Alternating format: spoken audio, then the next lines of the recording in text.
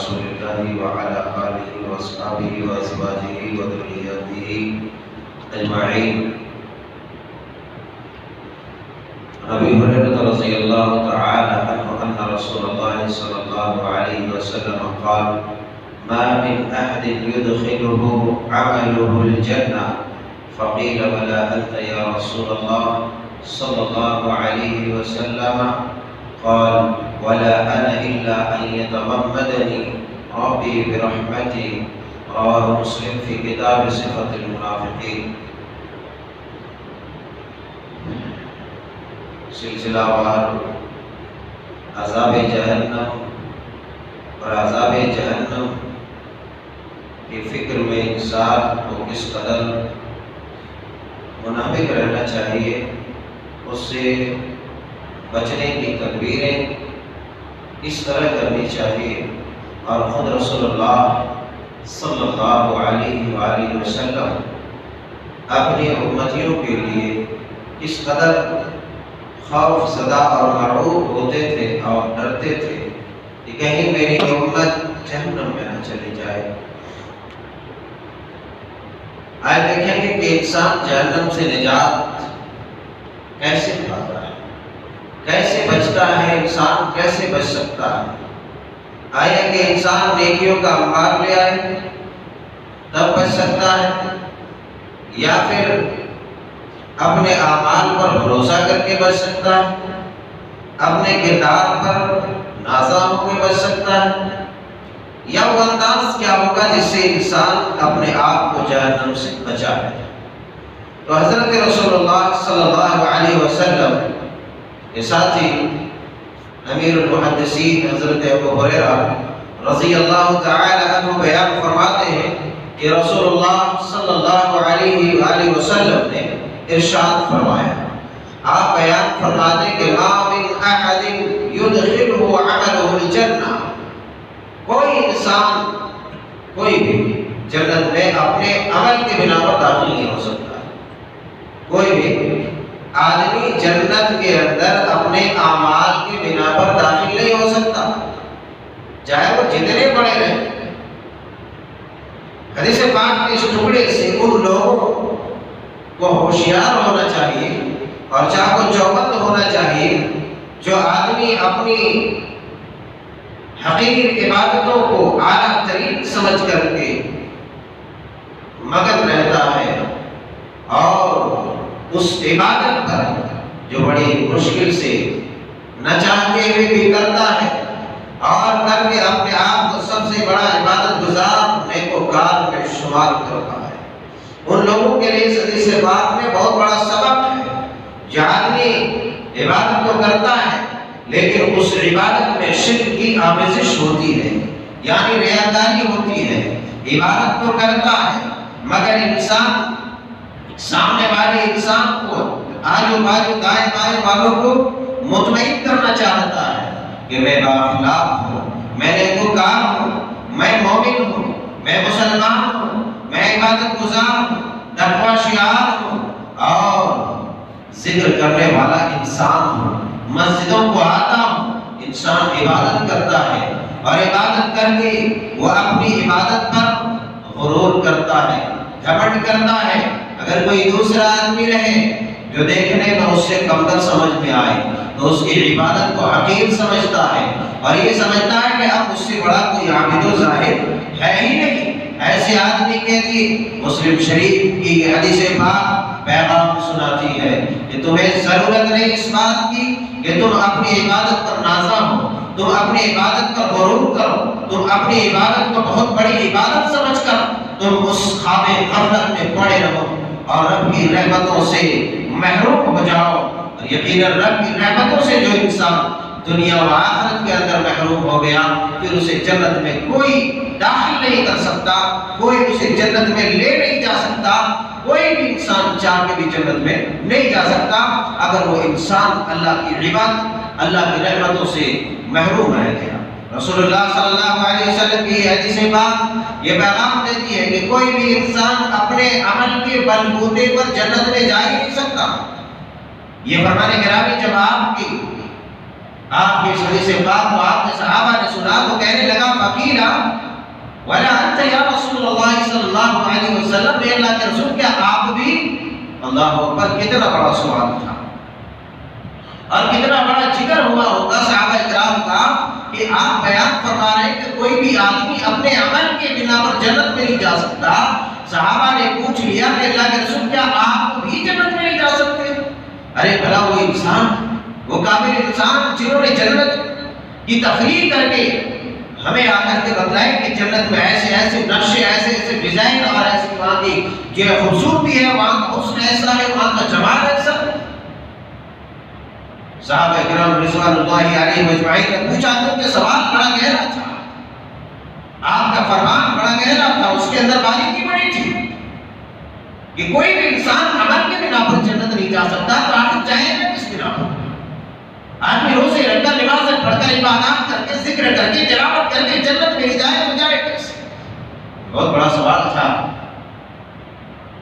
اور وہ انسان جو مگن ہے اپنی عبادت پر اور اس پر بھروسہ کرتے ہیں، یقیناً بھروسہ کرنا ضروری ہے، عبادتوں پر بھروسہ کرنا ضروری ہے، لیکن عبادتوں پر نازا ہونے کی ضرورت نہیں ہے، اس پر غرور کرنے کی ضرورت نہیں ہے کہ بس اب میں نے نمازیں پڑھ لی اور ہمارا سب سے بڑا کام دین کا آج یہی ہے کہ ہم 5 وقت کی نماز، اور اللہ ماشاءاللہ باقی لوگ تو 4 وقت کے، کوئی 3 وقت کے پڑھ رہے ہیں، تو اللہ نے بھی ہدایت نصیب فرمائے۔ تو یہ سمجھ رہے ہیں کہ نماز پڑھ لیے دین کا سب سے بڑا کام ہو گیا، اور جناب کہ اسی میں نتنی پھلاتے ہوئے جو ہے گھوم رہے، تیور چڑھاتے ہوئے گھوم رہے، تو اس سے بڑا کوئی نہیں، اب اس کے سامنے کوئی نہیں، وہ سب سے بڑا عابد ہو، سب سے بڑا زاہد، سب سے بڑا متقی ہو گیا۔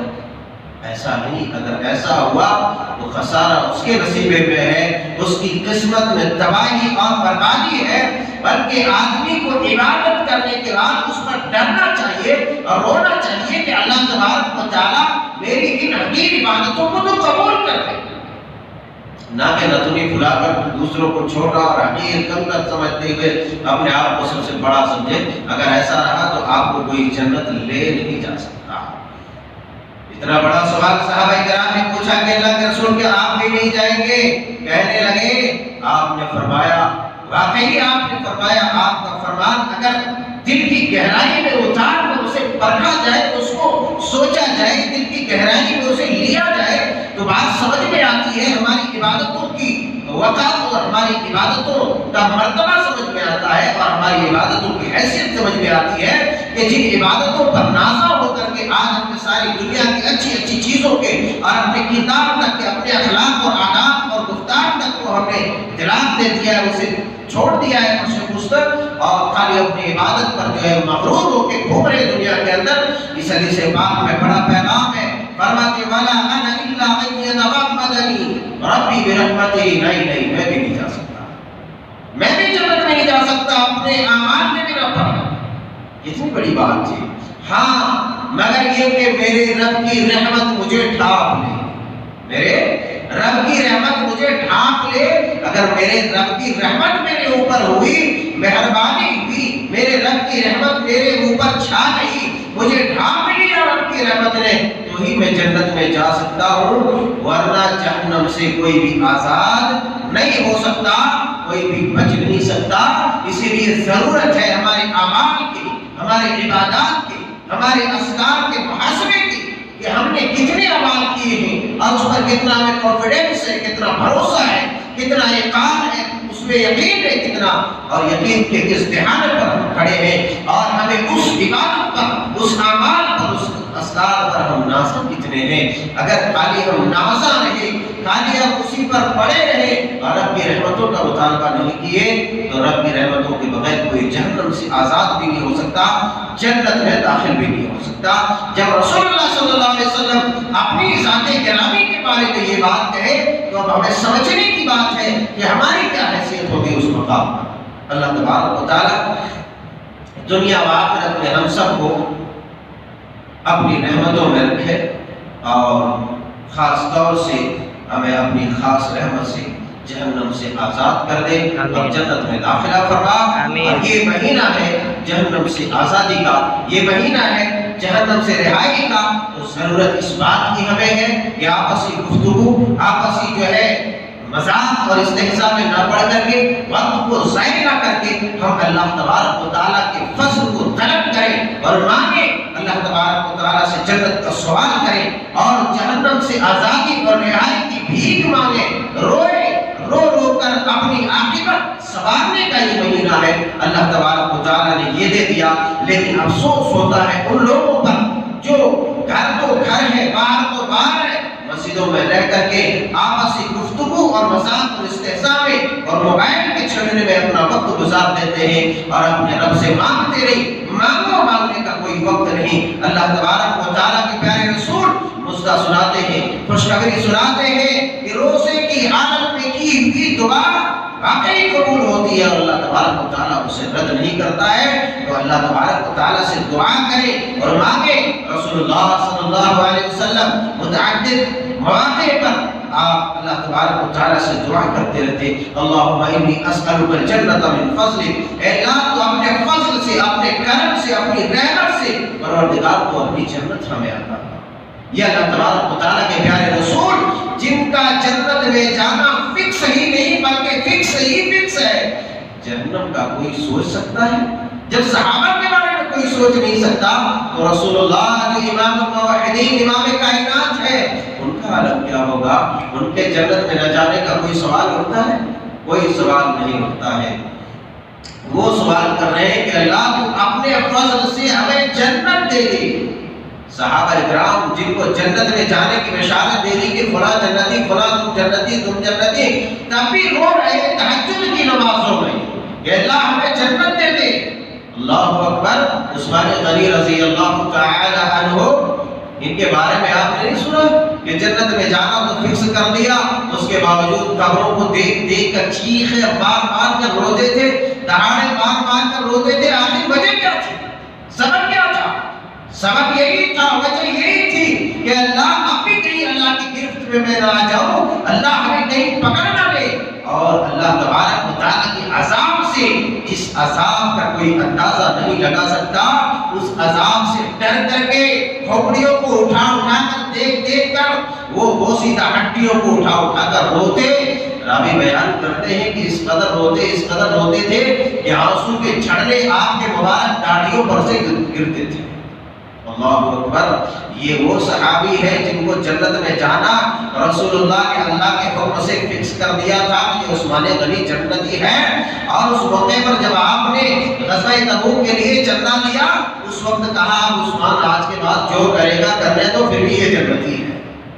اس کے باوجود بھی یہ حال ہے کہ ہڈیوں کو دیکھ کر رو رہے ہیں، تو ہمیں کتنا رونا چاہیے اور ہمیں اپنی آزادی کے لیے کتنی فکر ہونی چاہیے اور اس انداز میں دعا کرتے رہنا چاہیے۔ رسول اللہ صلی اللہ علیہ وسلم نمازوں میں، آپ سجدوں میں، غیر سجدوں میں، غیر نمازوں میں پتہ نہیں کب آپ دعا کرتے رہتے تھے، جہنم سے پناہ مانگتے تھے اور جنت کا مطالبہ کرتے تھے۔ تو ہمیں ضرورت اس بات کی ہے کہ ہم دعا کریں، رب کے سامنے ہاتھ اٹھائیں۔ اب لوگ مشہور کر دیے کہ دعا کرنے کا ہی نہیں ہے، یہ بالکل الٹی بات ہے، غلط بات ہے۔ دعا آپ کو اتنی کرنی ہے کہ اللہ تبارک و تعالیٰ کے جو رحمت میں جوش آ جائے، اللہ کو جلال آ جائے اور اسی وقت آپ کی قسمت میں جنت فکس کر دے۔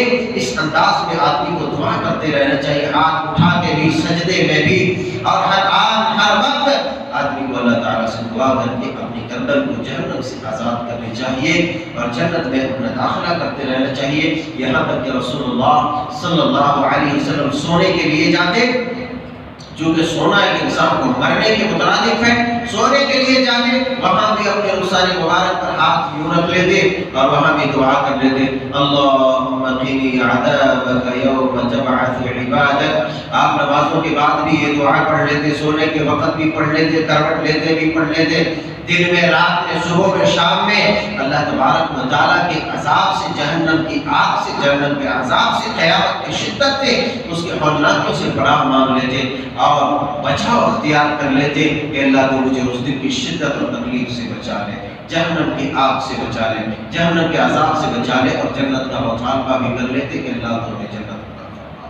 تو ہمیں ضرورت اس بات کی ہے کہ دعا ہر وقت کرنا ہے، دعا ہر آن کرنا ہے، دعا کریں ہاتھ اٹھا کے بھی، سجدے میں بھی، بغیر ہاتھ اٹھائے بھی، چلتے پھرتے بھی اللہ سے دعا کر لیتے ہیں کہ پروردگار ہمارے ان روزوں اور نمازوں اور عبادات کے صدقے پروردگار تو ہماری گردنوں کو، ہمارے اہل و عیال کی گردنوں کو، ہمارے اساتذہ کی گردنوں کو جہنم سے آزاد فرما۔ آمین۔ اے اللہ جمی امت مسلمہ کی رہائی فرما دے جہنم سے۔